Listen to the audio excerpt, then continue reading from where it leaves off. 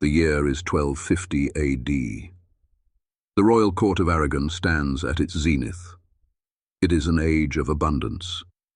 Stone cathedrals rise higher than the hills. Gold flows through marble corridors. The banners of King Ferdinand IV hang untouched by wind or war. Inside the palace 1,000 candles burn. Silk, ivory and silver reflect the light like water. Every corner of the hall is filled with sound, music, laughter, and the steady murmur of pride. The king sits upon his throne, wrapped in crimson and gold. He rules without fear, without challenge. The air around him carries the weight of certainty. Yet beneath the laughter something moves, quiet, unseen. The peasants groan under the burden of tax. The nobles feud in silence, sharpening daggers behind each other's backs. The church fattens on tithe and indulgence, and within the libraries of the capital men whisper new ideas, Greek, Arab, and dangerous. The rediscovery of reason has begun. Scholasticism, the study of logic through faith, becomes the new altar of the educated. They speak of Aristotle, not the apostles, of mechanics, not miracles. Prophecy is now an embarrassment, the mark of unrefined minds. Outside in the streets, the poor pray for bread. Inside, the court debates the weight of angels on the head of a pin. The kingdom believes itself immortal. It calls itself the mirror of heaven. But the reflection is cracked. On this night in the great hall of Aragon, the feast reaches its height. The king raises his goblet of ruby wine, surrounded by bishops and generals. They toast to victory, to gold, to God, to themselves. And then the doors open. A figure steps through the smoke of torches, Brother Thomas, a monk from the far north, gaunt, barefoot, cloaked in coarse wool. He carries no weapon, no letter of favor, only a scroll worn thin by the salt air of the monastery. He bows once. The king's laughter breaks the silence. No one knows it yet, but the room has already changed. The sound of mirth fades. History takes its first quiet breath. Brother Thomas stands at the center of the hall. The king leans back on his throne, the light of the torches bending across his crown. Around him the courtiers grin, wine glistening on their lips. The monk speaks without fear.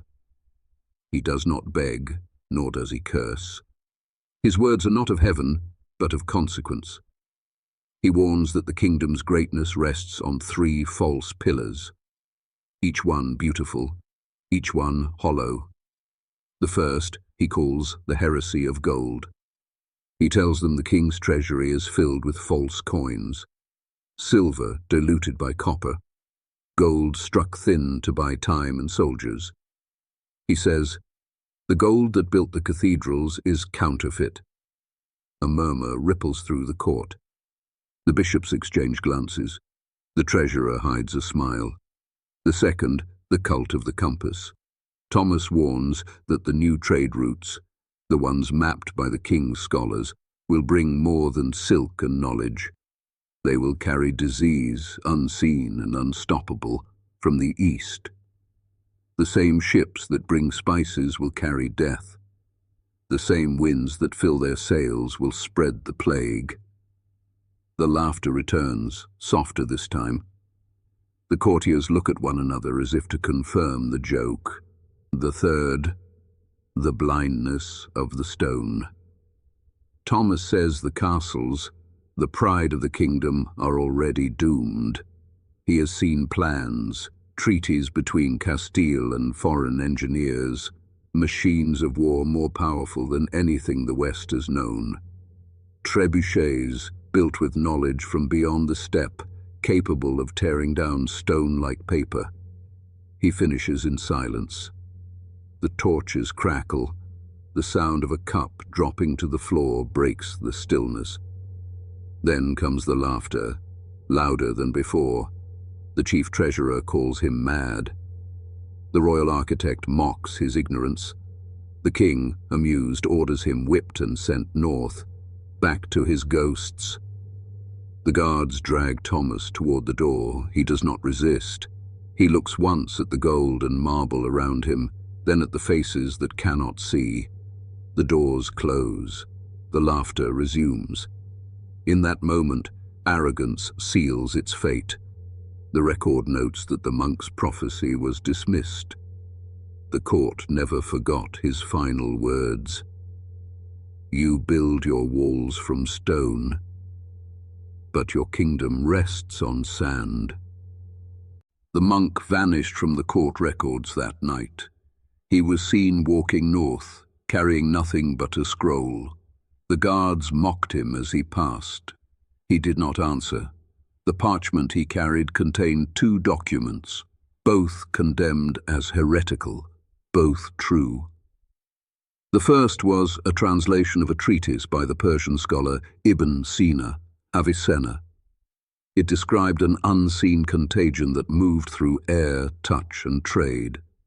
The same routes the king had opened to the east. The court called it superstition. The monks who studied it called it warning.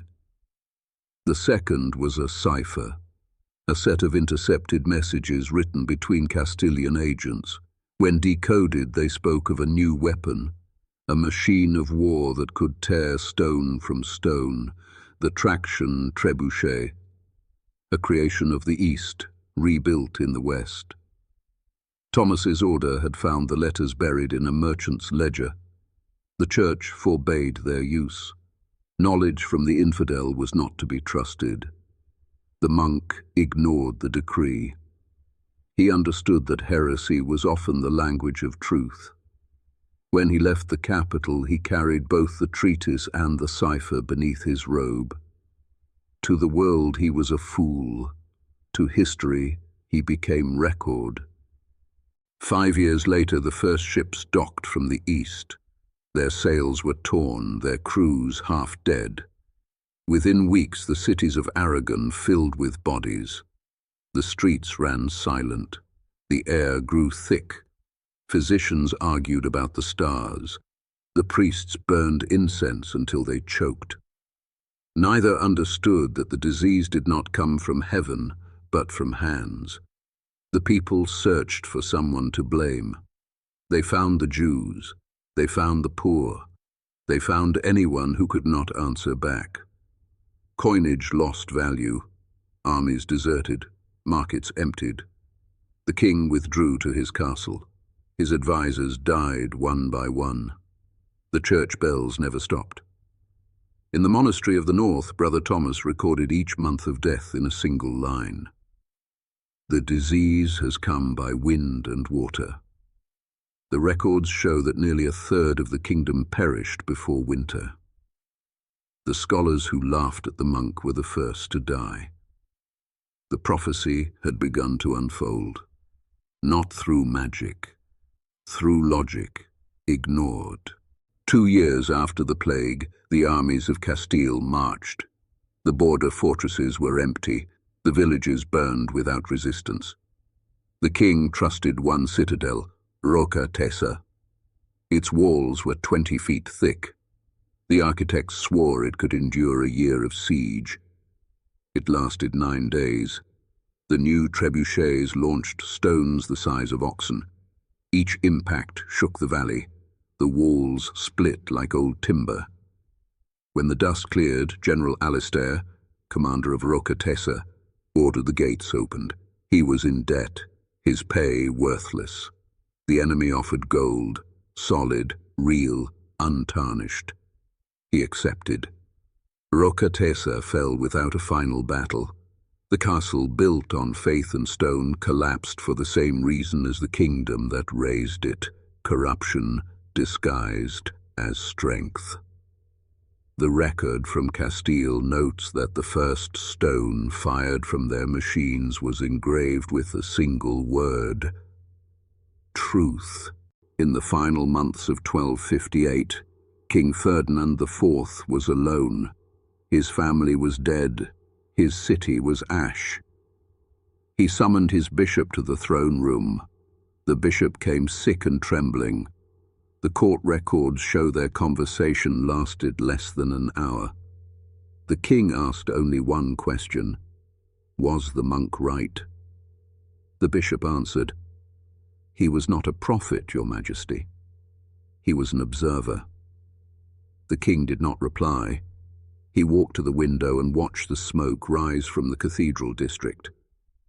He understood then that Thomas's prophecy had never been divine. It was a calculation of moral decay, written in numbers and choices. Ferdinand died 3 days later, not by sword, not by treachery. By the plague he had invited through his own ports. His last recorded words were not prayer, they were admission. We built on sand. After the fall, Castile took the kingdom. Its archives burned, its coin was melted, its libraries were sealed. Only one record survived, the Chronicle of Brother Thomas.